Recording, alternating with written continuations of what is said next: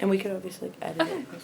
Okay, So we're gonna just go straight through. It's not stopping and starting or anything. No, 'cause we can you're, just, like, you're gonna edit be it, things like editing. that. and So stuff like it's that. gonna be like the one we did was like really long. This is like what do you say like 20 minutes. Yeah. 15 minutes or something like Yeah. that. Yeah. Okay. So like I did like I cut it down to questions like stuff we talked about and Yeah, everything. yeah. So just Okay. like same responses, like go in depth if you want everything, and Okay. yeah, and it's same thing just on video. So I have no voice recording, sorry. You didn't start? Did you start? We, Yet? yeah. Yeah. Oh, that's we fine. can cut it Later. then. Cut it. Okay.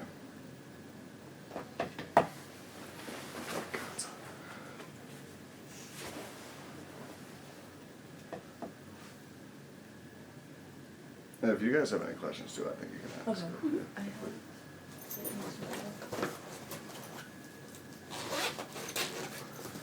All right, Steph. All right, So- Jackson.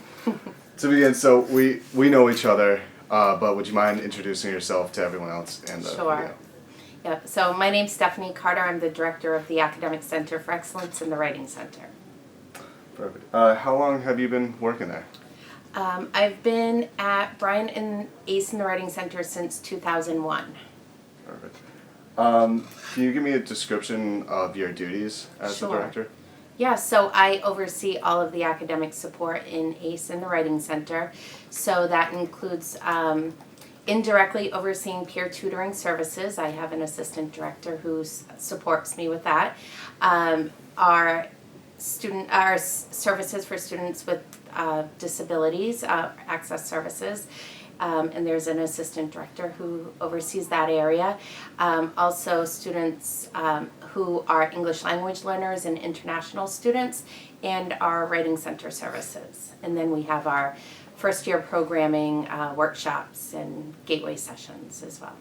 So in a typical day with all these duties, do you find yourself working with students one-on-one like as we do?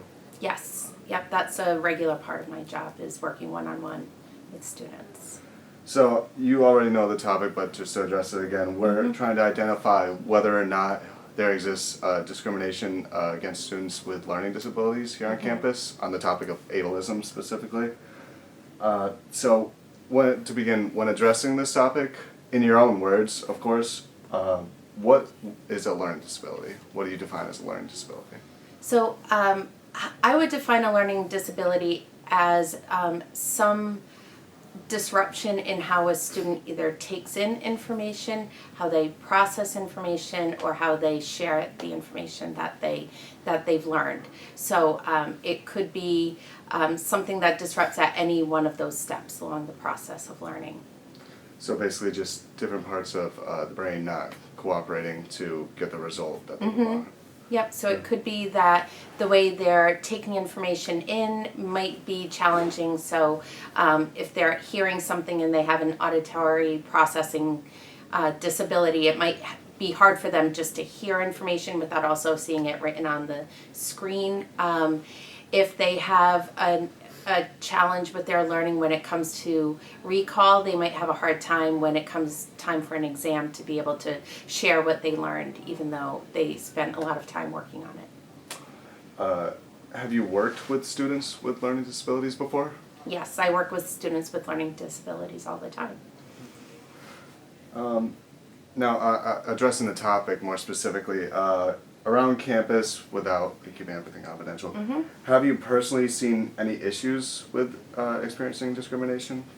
So I think what I hear in the Academic Center for Excellence is less about students' individual experiences with other students, but I think occasionally there are challenges. Students might not feel like their needs are being met in the way they need them to be by the faculty, or by even, I've talked to students who say like the way I'm working with my tutor isn't working, things like that. So it's not necessarily discrimination, but the result is the same, where they're not getting what they need to be successful. When we met before, we talked about the students who you don't see. Can you elaborate on this? Maybe is there like a silence and like possibly a not want to disclose? Yeah, I think for some students with disabilities, whether it's a learning disability or other type of what we might think of as a hidden disability, there might be a hesitancy to share or be sort of out and be public about that disability. So many students with learning disabilities have worked really hard their whole lives to get here to college, and they've come up with really good strategies for being successful. By the time they got to senior year in high school, they were doing well in their classes and felt like they had sort of mastered everything they need to do to be successful. Sometimes when those students get to college, at first they might think, well, I don't really feel like I need accommodations, or I wanna just kind of try this on my own. And for some students, that's absolutely successful. For other students, the changes in the curriculum and the way that they need to learn in college makes it challenging, where they have to kind of revisit some of their strategies. And sometimes students don't come right out and realize that right from the start. So it could be after an unsuccessful semester where they say, oh geez, I do need to ask for help after all. I need to get the accommodations that I am entitled to. I need to get those in place. So sometimes it's the students who they need help, but they're trying, and they don't necessarily feel like they want to reach out until they maybe have like a stumbling block or a problem. So what you say, you believe that they don't want to disclose because they kind of want to handle things for themselves at first, and almost, try to go that way and maybe never have to disclose. Yeah, I think, and it's probably I'm trying not to generalize, like some students might say, I'm really good with my classes. I wanna see what I can do on my own, where other students might say, like, maybe I'm a little embarrassed, or I don't feel like comfortable talking with my professor about my disability, or something like that. So there's probably a spectrum of different reasons why students don't always disclose. Mm-hmm. Can I add, just going back a little bit to what you were talking about, like, you've seen about like faculty discrimination. How do you deal with that if you've had to before, if you will have to do that? Yeah, so, and I think I would just be careful about not saying that faculty are necessarily discriminating, but if there's a faculty member who maybe the way they're approaching something is making it difficult for a student to learn, what I try to do is help the student feel empowered to go talk to the professor themselves, so that they could say, like, this is the things I need to be able to learn successfully. And most of the time faculty are willing to meet the student at least halfway and really try to adapt to what the student needs. Do you feel like as students grow at Bryant, with the assistance of ACE and stuff, they learn to grow away from it over time, honestly, like needing that extra help and further preparing them for the real world life situations? Yep. So I think for every student from high school to college, is a huge transition, right? From the way you're learning and being assessed in high school versus college. So I think that's true kind of across the board. Like, we see way more students come in for tutoring in their freshman year than students who are seniors. And I think the same pattern holds true for students with disabilities as well. They figure out, they find a major that they're really good at, and they find the strategies that work well for them. They find the supports they need. And then, so by the time they're seniors, they might not feel as much that they need as much support. So yes. So when addressing a solution possibly to this, we talked about the universal design for learning. Yes. Can you describe what that is? Yeah. So the universal design for learning is an approach to education that tries to make sure that everything is as accessible as possible for students to learn.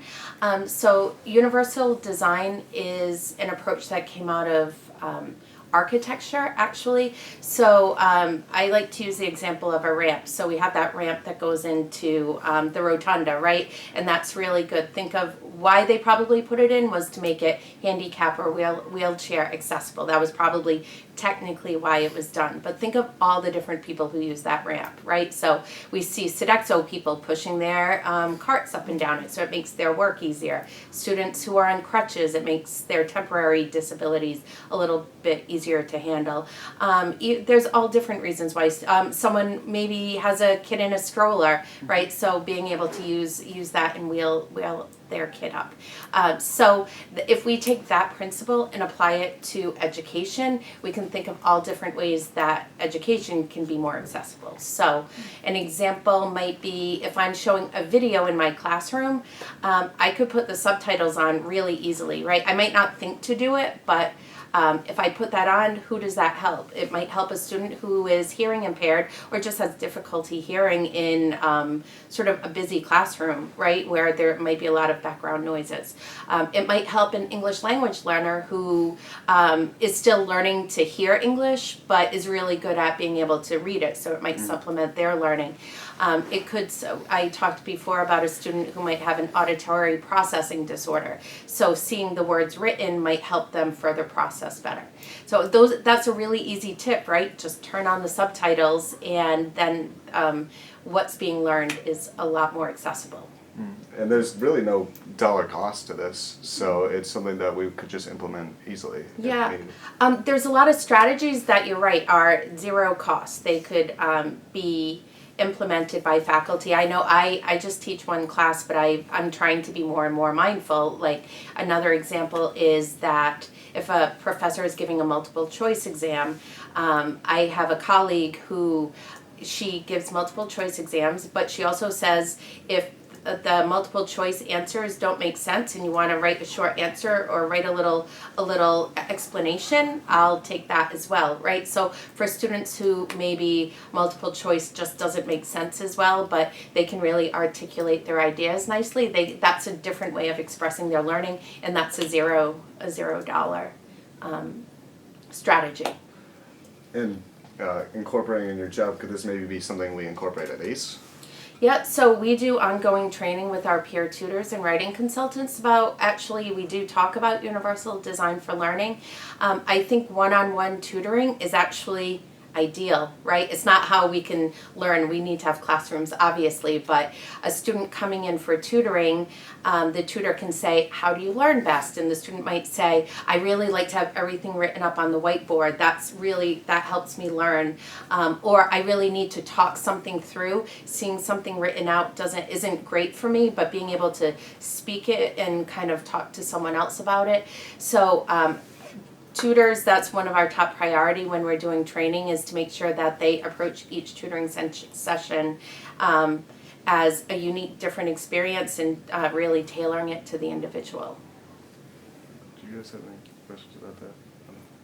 Just making sure. I don't think so. I really like that idea though, of just implementing those little things in the classroom. Like even when I'm in class, I watched a video today and I never realized or even thought of turning on the subtitles. Mm-hmm. So help students with like a learning disability, but Mhm. also students who don't Mhm. like specify as having a disability too. Yeah. Yep, exactly. So it makes it where, I mean, accommodations are wonderful and often necessary, but are there things we could do that make accommodations not even a consideration because it's just part of how everyone learns? Mhm. I like Would, that. It kind of gets rid of the stigma too, honestly, Yeah. because Yeah. it's just for everyone instead of just those certain group of people. Mm-hmm. without addressing any problems, do you also think there are ways that professors themselves, maybe in their teaching styles, could change to better fit these students?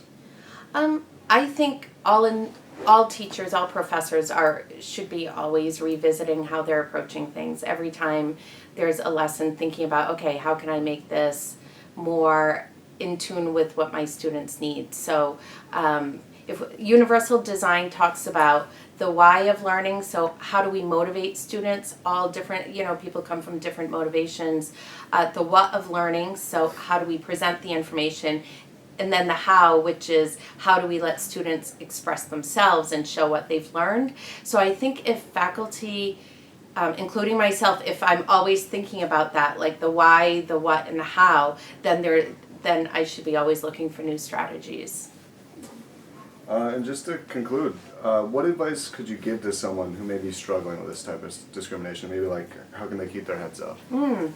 So I think, and this is my advice to every student, is that the best students are the ones who ask for help, right? That they don't feel bad about asking for help and that they take advantage of resources.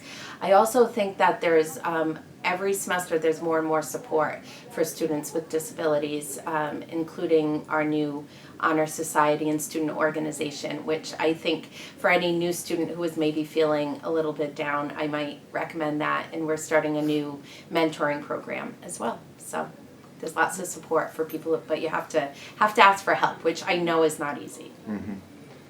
Any final thoughts? Anything? No, I'm so glad you chose this topic, though. I think it's really important for us to be considering, and so I'm so excited for you. So congrats. This is kind of a topic that like no one else in like the class like was really looking into. So like, we kind of Yeah. take. How do we do the? Yeah. Oh yeah. Yeah, a lot. Like we have like 2 groups doing sexism, 2 groups doing racism, and then